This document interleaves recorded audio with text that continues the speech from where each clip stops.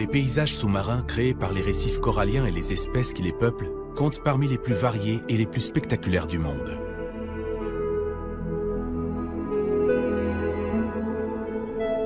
C'est particulièrement vrai dans l'archipel des Bahamas. Ces fondations de calcaire corallien s'appuient sur des dépôts sédimentaires très anciens qui se sont accumulés dans les eaux chaudes et peu profondes au fil de plusieurs millions d'années. Les récifs les plus récents hébergent et alimentent des milliers d'espèces.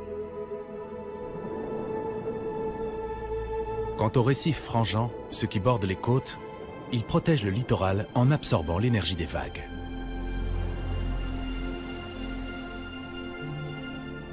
De jour comme de nuit, les espèces sont en compétition pour trouver à la fois un espace où vivre et de la nourriture.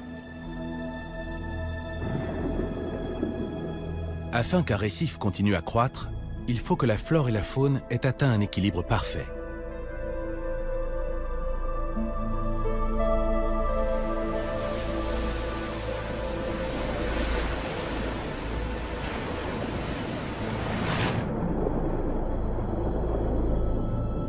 Les juvéniles évitent les récifs proprement dits, où on trouve de très nombreux poissons.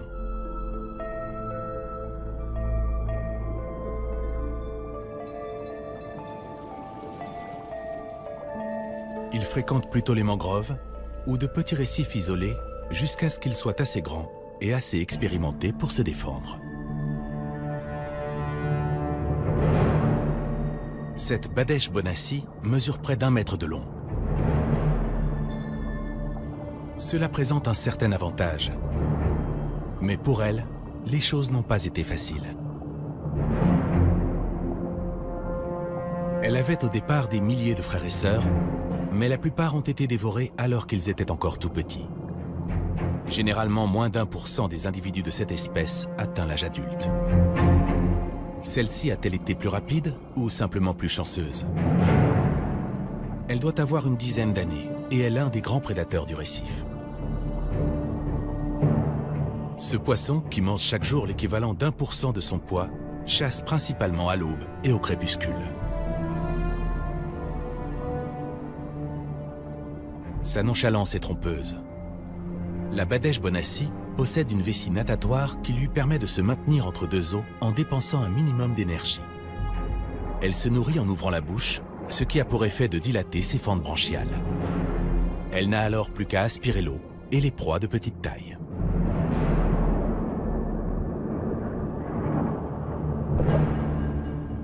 Comme son nom l'indique, le requin de récif est lui aussi un habitant de cet écosystème. En pleine journée, peu d'espèces représentent un danger réel pour la Badèche. En présence des requins, elle reste vigilante. Mais les motifs qu'elle arbore constituent un camouflage efficace au milieu du corail. En l'espace de quelques minutes, ils peuvent en outre se modifier pour se fondre avec l'arrière-plan.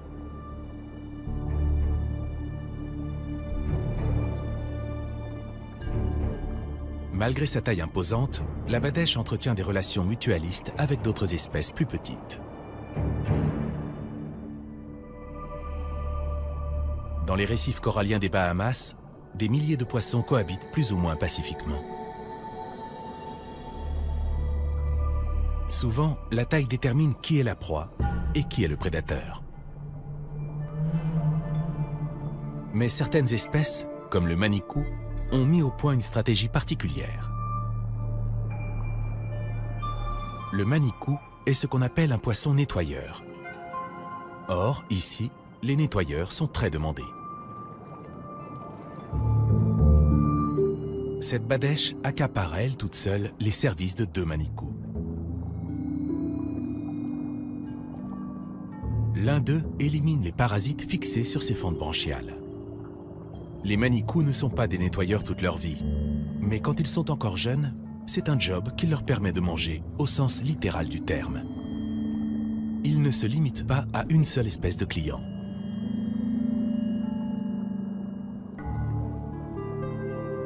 Ces donzelles créoles se rassemblent à la lisière du récif. Comme les Badèches, elles sont carnivores et se nourrissent de gastéropodes marins et de petites méduses. Cet endroit est leur station de nettoyage attitrée.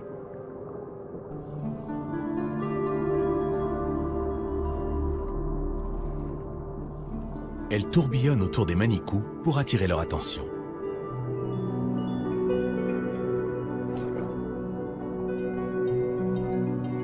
Puis, elles se déplacent tête en bas, pendant qu'on les débarrasse de leurs parasites.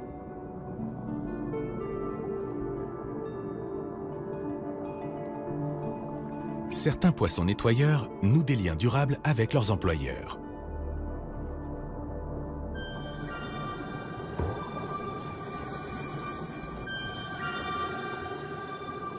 Ainsi, ce gobie s'occupe d'un mérou. Ce poisson imposant revient régulièrement aux mêmes stations de nettoyage où il est pris en charge par les mêmes petits poissons.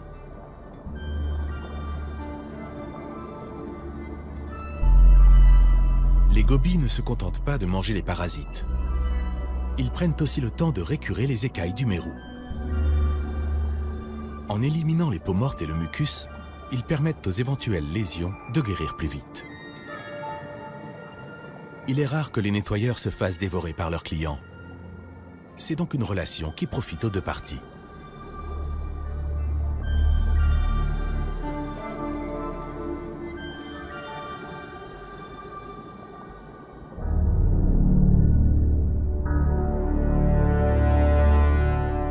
L'équilibre et la symbiose entre les espèces ne règnent cependant pas dans tous les récifs coralliens. Les variations de la température de l'eau, les dérèglements chimiques et les maladies sont destructrices. Mais la principale menace pour un récif est l'introduction d'une espèce exotique. Ainsi, malgré sa taille modeste, la rascasse volante du Pacifique est l'un des poissons les plus dangereux aux Bahamas. Originaires du Pacifique et de l'océan Indien, les premières ont probablement été relâchées accidentellement en Floride par des propriétaires d'aquariums. Depuis, l'espèce s'est répandue jusqu'aux Bahamas. Cette rascasse n'a peur de rien, pas même des requins, car ses épines la rendent presque invincible. Seuls les mérous adultes et les murènes osent s'attaquer à elle. Les glandes qui se trouvent à la base de chaque épine sécrètent un venin très toxique. Mais ce n'est pas tout.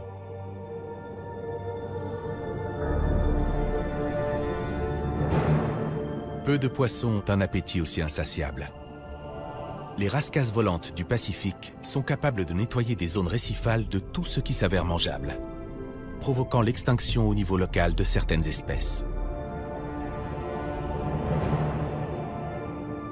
Elles dévorent tout ce qu'elles peuvent avaler. Crustacés, jeunes mérous, donzelles, poissons-anges ou porte-enseignes. En l'absence presque totale de prédateurs, cette rascasse prospère dans cet environnement riche en proies. Ici, elle produit presque 2 fois plus d'œufs que dans son habitat d'origine. Tous les 3 ou 4 jours, 12 mois sur 12, les femelles pondent environ 30 000 œufs que les mâles viennent ensuite féconder. D'après les scientifiques, les facultés d'adaptation de la rascasse volante, sa distribution étendue et sa voracité en font l'espèce invasive la plus destructrice pour l'écosystème des récifs coralliens. L'augmentation de leur nombre coïncide avec la diminution de ceux des mérous, victimes de la surpêche.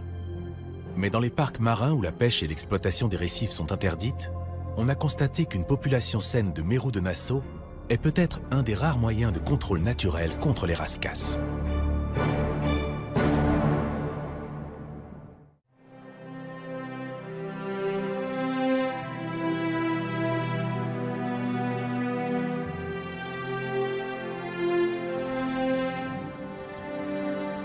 Le corail ressemble parfois à une plante ou à un minéral. En réalité, c'est un animal délicat et sa survie dépend de l'équilibre fragile de son environnement.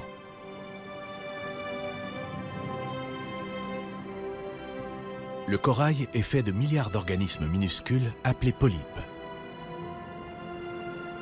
Grâce à leurs tentacules, ils capturent le zooplancton invisible qui vit dans l'eau et le portent à leur bouche.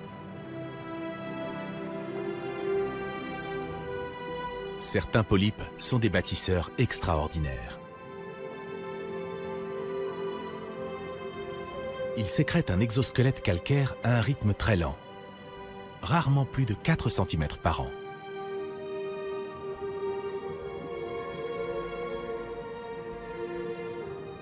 La plupart des coraux durs hébergent des algues unicellulaires, les zooxanthelles. C'est à elles que le corail doit sa couleur. Elles sont essentielles à sa survie car elles lui fournissent l'oxygène et les nutriments dont il a besoin. Elles contribuent aussi à l'expulsion des déchets.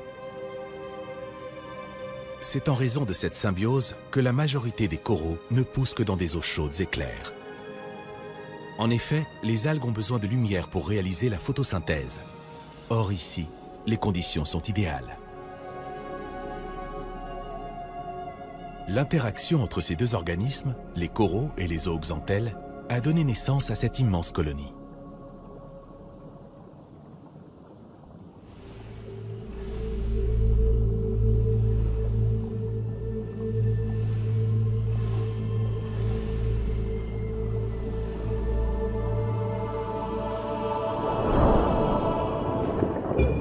Dans les récifs peu profonds des Bahamas, il n'est pas rare d'apercevoir un requin nourrice.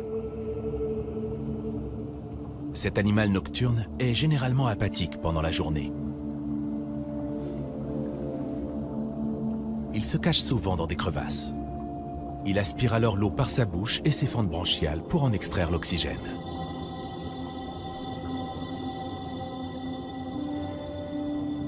Quand il nage, en revanche, sa respiration se fait naturellement, sans qu'il ait à fournir d'efforts. Le requin nourrice est reconnaissable à ses deux nageoires dorsales arrondies et sa longue nageoire caudale, ses petits yeux et sa bouche minuscule. On l'a longtemps classé à tort dans la famille des roussettes, à cause des deux barbillons qui se trouvent au niveau de ses narines.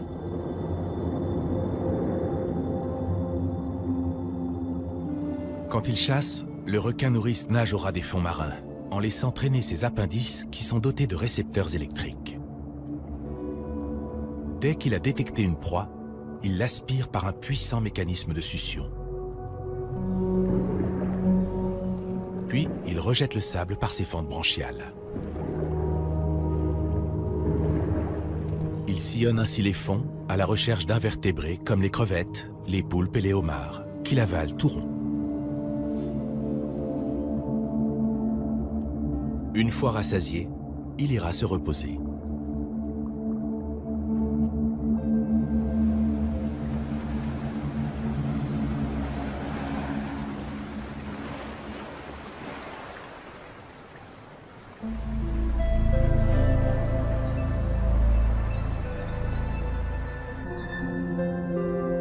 Les récifs abritent d'innombrables espèces qui ont chacune leur habitat particulier et ont acquis au fil du temps des tactiques de survie spécifiques.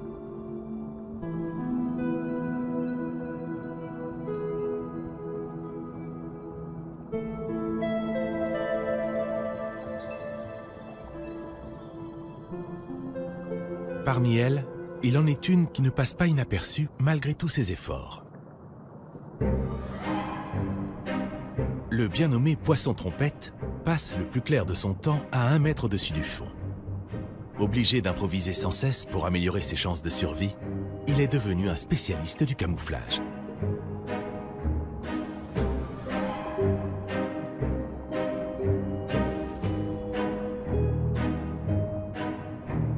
Flottant verticalement au milieu des polypes, il se fond dans le paysage.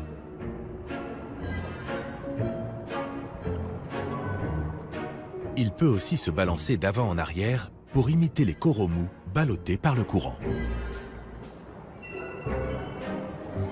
Ce mimétisme lui sert à chasser, mais aussi à échapper aux prédateurs. Il a beau rester embusqué toute la journée, il ne réussit pas souvent son coup, moins d'1 fois sur 5.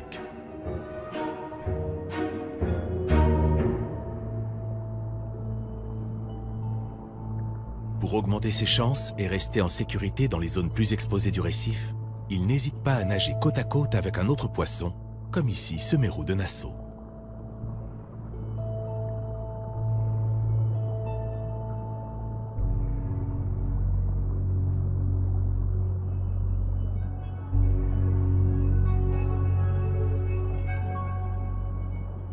Caché au milieu d'un banc de poissons grondeurs, il guette sa proie. La ruse aurait pu marcher si un autre poisson trompette n'était pas venu tout gâcher. Alors, il revient à sa tactique initiale, dans l'espoir que cette fois, il ne sera pas bredouille.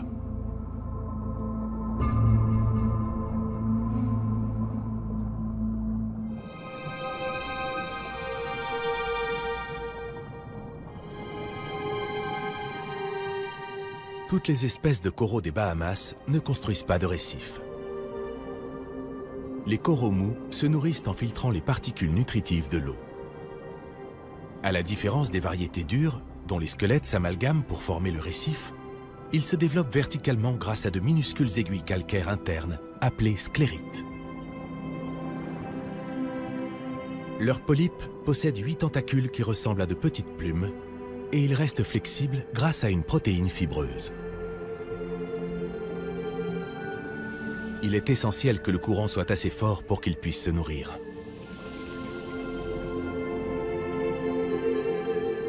C'est pour cela que les gorgonacées se placent à contre-courant, souvent au sommet des récifs ou dans des passages qui canalisent de grands volumes d'eau.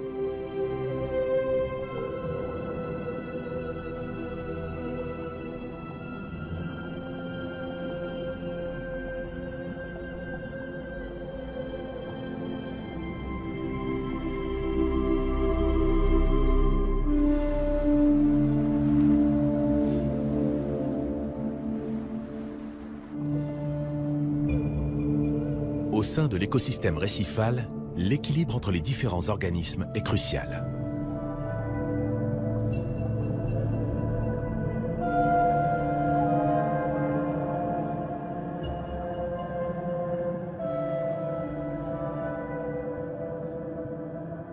Les nombreuses espèces d'algues représentent une source de nourriture importante. Mais elles disputent aussi l'espace libre aux coraux et quand elles prennent le dessus, elles étouffent les récifs. Heureusement, les poissons perroquets se chargent de rétablir l'ordre.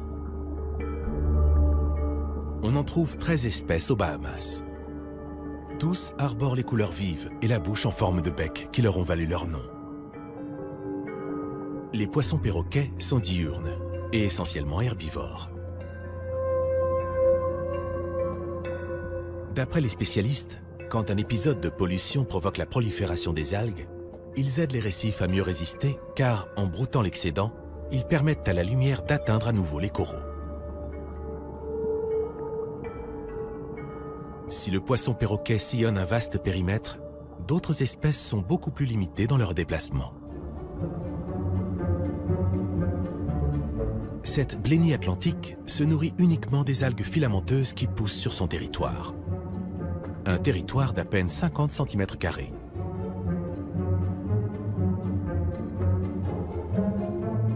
Elle fait une petite pause à son poste de guet avant de repasser à table. La plupart des blénies ne quittent pas leur domaine, de peur qu'ils ne soient annexés par un voisin.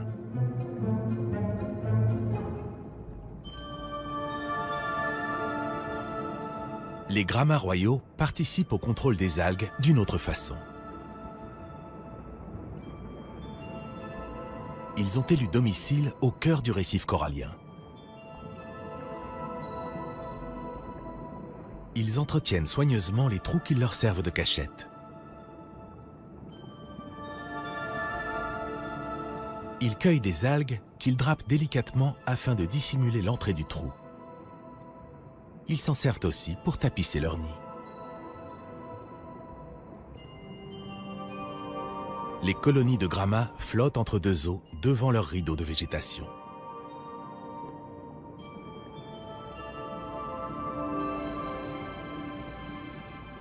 À côté des petits grammas, les anges français font figure de géants.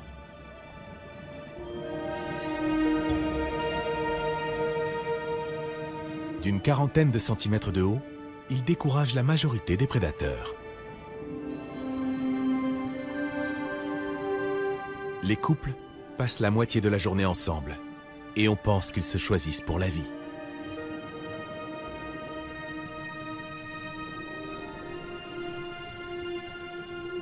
La monogamie est pourtant rare chez les poissons, car la plupart des parents n'élèvent pas leur progéniture.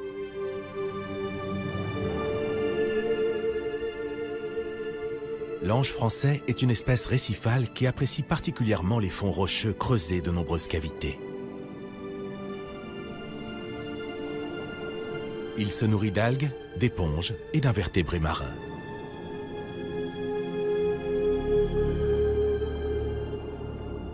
Les poissons ne sont pas les seuls habitants des récifs. La famille des échinodermes comprend entre autres les oursins et les étoiles de mer. L'ophure est une cousine de l'étoile de mer. Celle-ci cherche une cachette. Elle pointe un de ses bras dans la direction où elle veut aller et rame avec les 4 autres. Pour changer de trajectoire, elle change de bras directeur.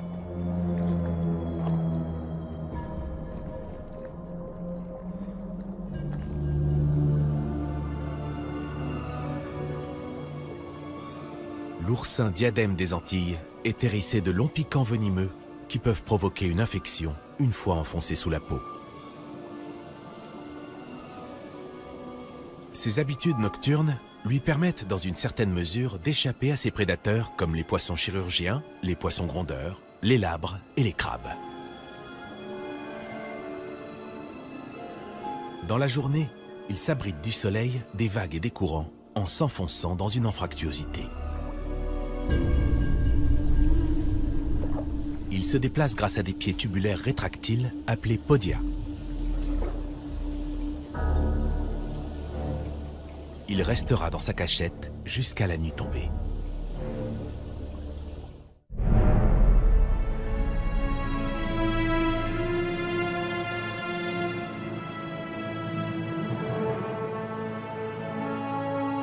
Dans les lagons intertidaux, les coraux se présentent aussi parfois sous la forme de petits récifs isolés, entourés de zones de sable et d'algues.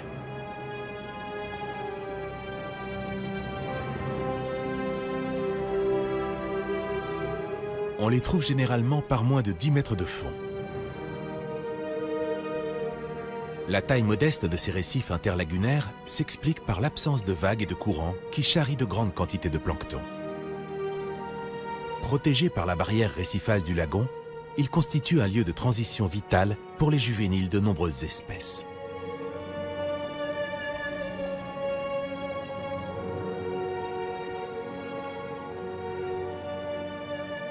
Ces hauts fonds constituent un habitat commode entre la mangrove, qui joue un rôle de nurserie, et la haute mer.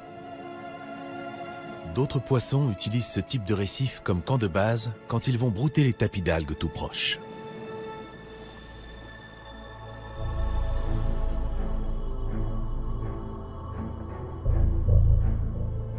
Survivre dans les récifs exige parfois des facultés surprenantes.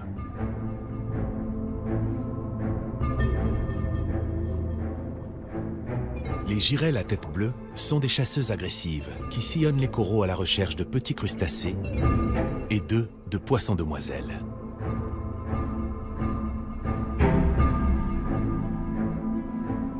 Elles forment des groupes sociaux appelés harems, protégés par un super mâle qui se différencie des autres par sa tête bleu vif et son corps vert.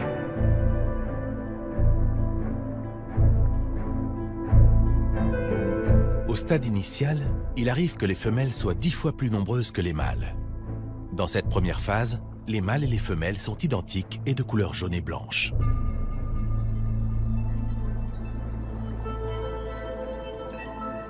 Mais chaque mois, les prédateurs déciment jusqu'à 10% de la population d'un harem. Pour la survie de celui-ci, il est crucial que le mâle dominant soit en bonne santé. S'il vient à mourir et qu'il n'a pas de successeur, il se passe alors une chose étonnante.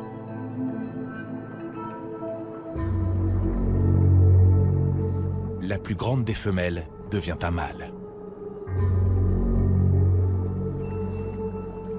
La transformation commence par un bouleversement hormonal, puis un changement graduel de couleur, du jaune au vert.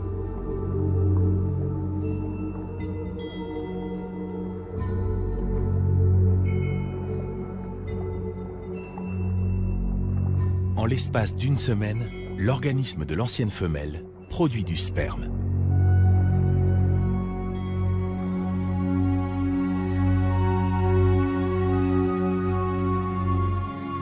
C'est un mécanisme d'adaptation complexe mais remarquablement efficace. Les girelles à tête bleue sont une des espèces les plus abondantes dans les récifs des Bahamas.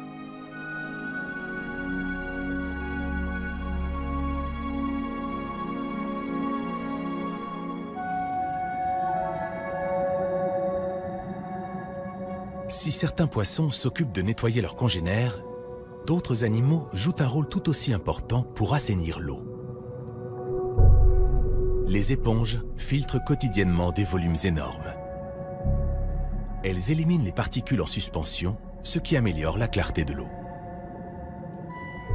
Dans cette région, on trouve d'ailleurs plus d'espèces de spongiaires que de coraux. Ces organismes colorés sont essentiels à l'équilibre de cet écosystème. Seules quelques espèces de poissons s'en nourrissent. Parmi elles, l'ange gris, doté de dents solides qui déchiquettent les fibres.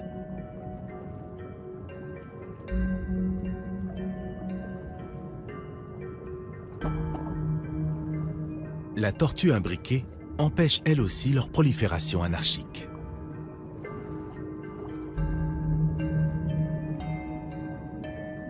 Elle se distingue des autres tortues marines par sa mandibule inférieure en forme de V qui lui permet d'attraper sa nourriture dans les endroits les plus exigus.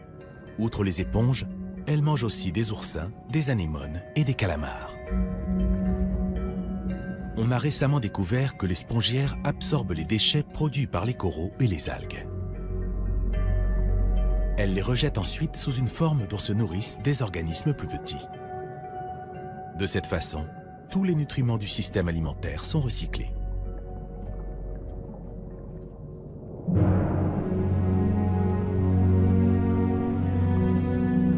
Dans les récifs, les espèces se livrent une lutte sans fin.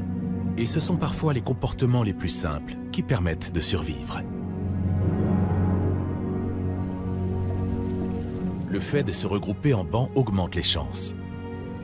Mais les scientifiques ignorent si les poissons se rassemblent ainsi pour des raisons sociales, pour se protéger ou simplement pour économiser leur énergie. Dans les eaux plus profondes à la lisière du récif, les carangues franches accomplissent une incroyable chorégraphie. Elles virent en étant parfaitement synchronisées, apparemment sans communiquer. Lorsqu'elles évoluent ainsi en banc, celles qui se trouvent à l'arrière ont moins de résistance à affronter et dépensent ainsi moins d'énergie.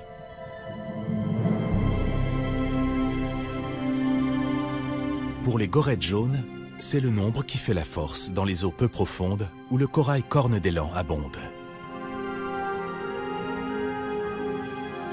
Au crépuscule, les poissons grondeurs, espèces essentiellement nocturnes, se dispersent pour chasser en solitaire.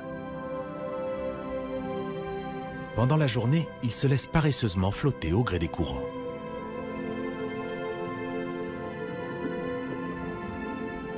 Ils ne nagent activement que si un danger se présente.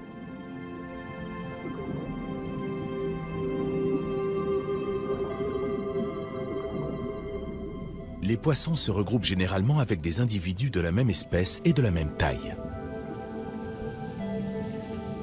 Dans une masse uniforme, un prédateur a plus de mal à cibler une proie.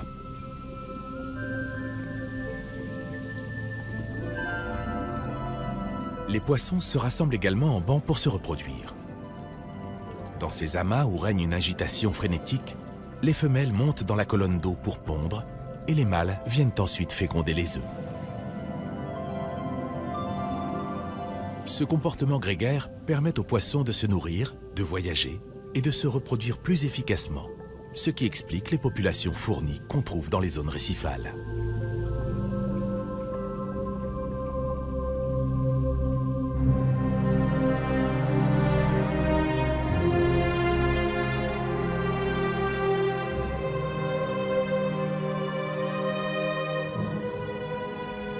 Prédateurs et proies se partagent le récif.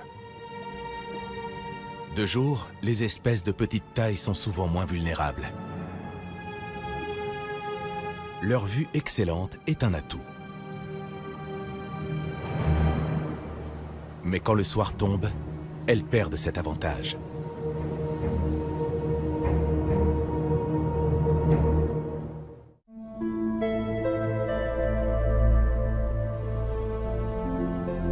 Dans les récifs coralliens, rien n'est immuable.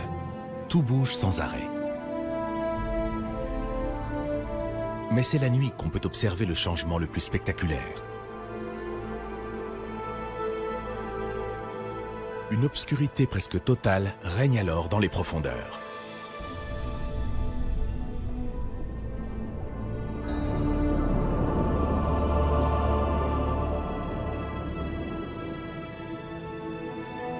Les espèces herbivores se nourrissent en général pendant la journée.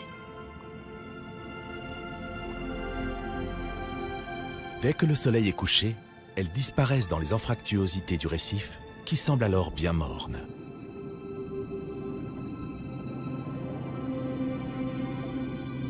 C'est au tour des animaux mieux adaptés à la vie nocturne de sortir de leur cachette. C'est le cas des poissons-soldats. Grâce à leurs grands yeux, ils se dirigent facilement malgré l'obscurité.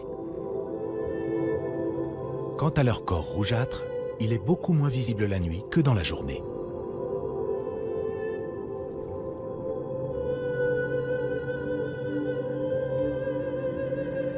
Certaines espèces de zooplancton et d'invertébrés profitent de la mauvaise visibilité pour sortir se nourrir elles aussi.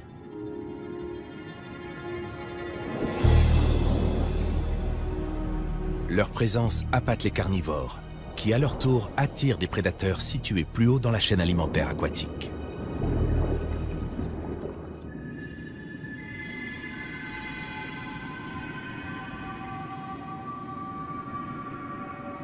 Les oursins diadèmes vont chercher à manger dans les hauts fonds.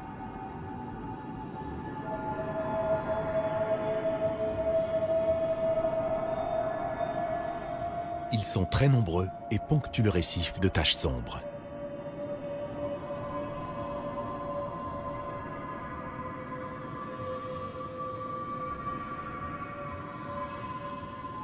Malgré leur petite taille, ils sont extrêmement utiles à la bonne santé de leur habitat. En effet, ils broutent les microalgues qui étouffent le récif.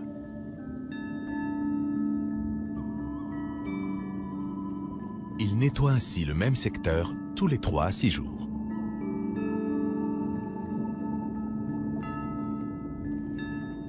En effectuant la nuit le même travail que les poissons perroquets dans la journée, ils limitent la prolifération des algues et permettent aux coraux de s'étendre.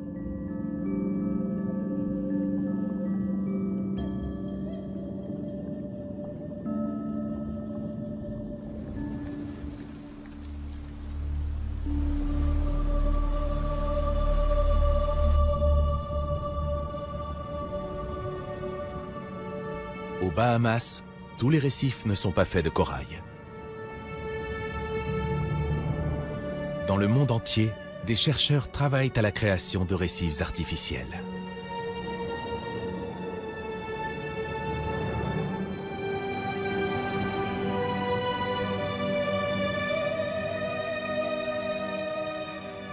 Ils immergent des structures afin de permettre aux coraux de s'y fixer et de pousser. Peu à peu, ces structures sont colonisées par les poissons qui viennent y chercher de la nourriture ou une cachette. Cette épave est un bateau qui a été coulé volontairement dans ce but il y a plus de 20 ans.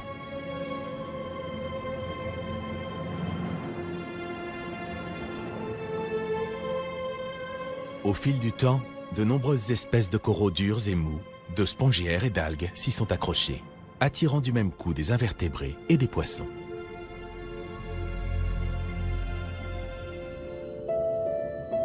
À la fin du printemps, les bien nommées méduses déacoudres arrivent en masse aux Bahamas. Mesurant une vingtaine de millimètres de haut, elles font partie des plus petites méduses du monde, au point que leurs tentacules sont à peine visibles.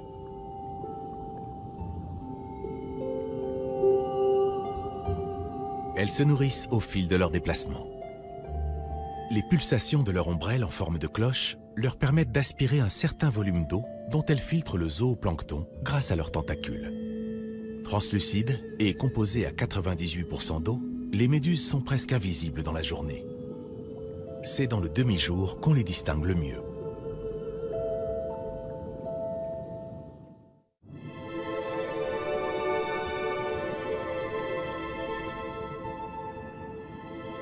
Une jeune tortue verte.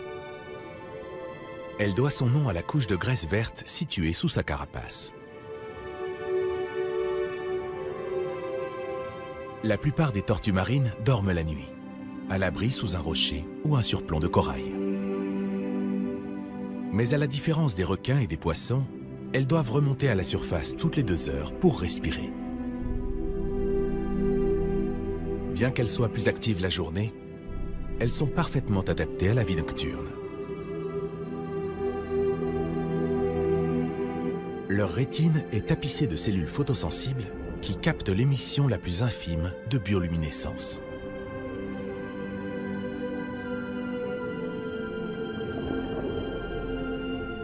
Celles-ci retournent probablement dormir après être allées respirer.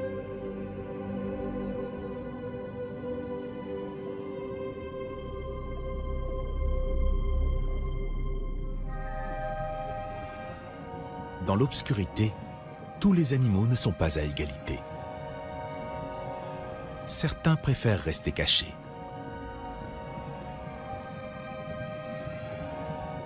D'autres sont nettement avantagés.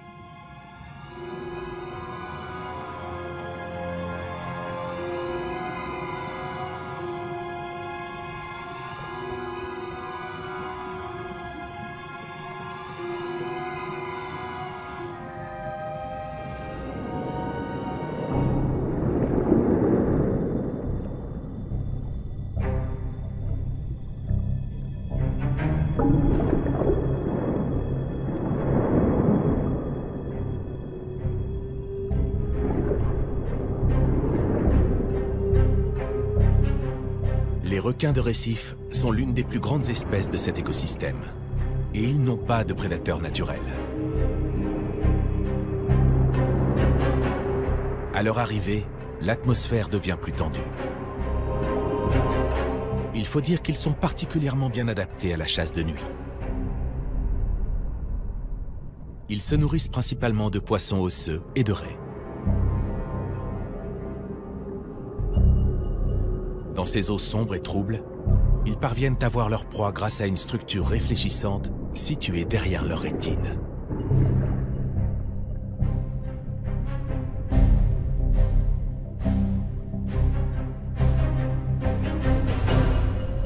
Grâce aux particules minuscules contenues dans l'eau qu'ils inhalent, ils peuvent aussi les sentir, même à de grandes distances. Et ils entendent aussi les sons de basse fréquence. Les pulsations qu'émet un mérou blessé peuvent attirer un requin de récif à 200 mètres à la ronde. Enfin, leur museau est parsemé de récepteurs appelés ampoules de Lorenzini, qui détectent les champs électriques dans l'eau.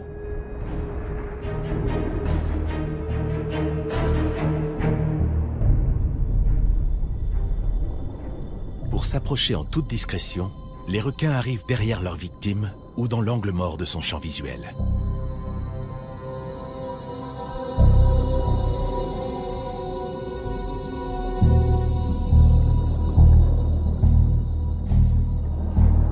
Dans l'obscurité, ces chasseurs nocturnes sont donc d'une efficacité redoutable.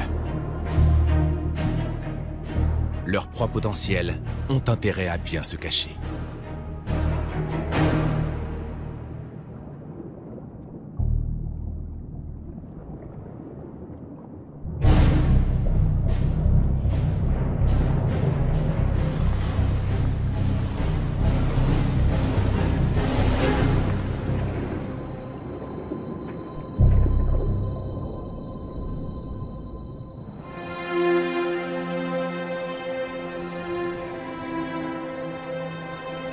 Le soleil se lève sur les Bahamas.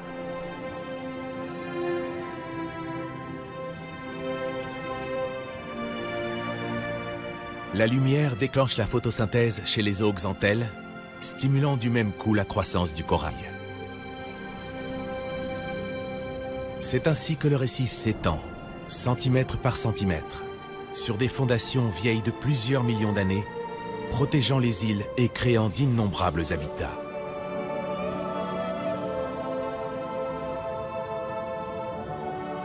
Les uns après les autres, les poissons sortent de leur cachette.